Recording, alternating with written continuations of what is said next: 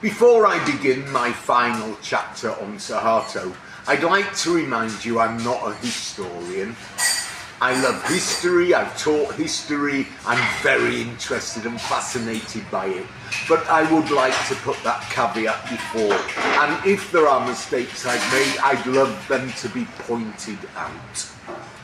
On 27th of January 2008, Suharto passed away.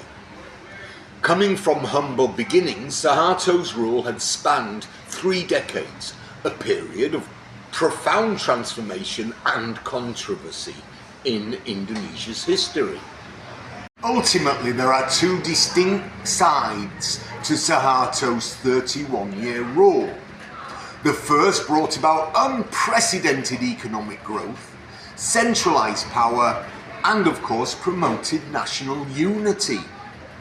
With a significant reduction of poverty, improved infrastructure, and the development of industries such as oil and gas, these achievements remain a cornerstone of Suharto's legacy. On the flip side, these positives were definitely undermined by his requirement for total domination, his authoritarian rule, also his media censorship, and of course crony capitalism.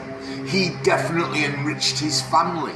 He enriched those near him, often as a negative to people who were working hard for a living. Added to this, we have human rights abuses, and of course Indonesia being in the top 5 corrupt countries for most of his tenure. I believe by defeating such a terrible foe, this smothers the negatives, for without Suharto, would Indonesia have gotten past the hatred of communism? His dominance over it, at whatever bloodshed, probably saved the Republic. Do I think Suharto deserves national hero status? Yes, I do. And in fact, I would sign the petition.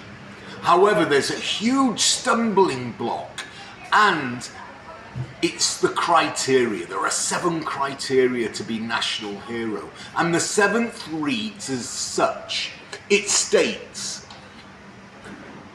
never commit an act which taints his or her legacy.